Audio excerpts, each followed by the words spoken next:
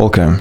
In front of me is DELL Latitude 3520, and in this video I am going to show you how to connect a controller to this laptop.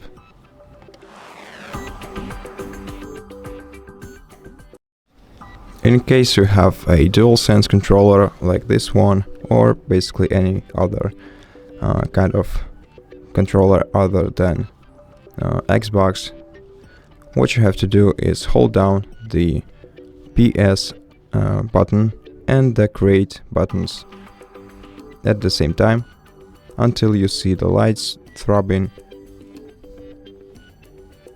and at this point on your laptop open the three icons menu by clicking on them. Then open your available Bluetooth devices, and here you'll find the DualSense wireless controller. Click on it and wait until it's connected with your laptop.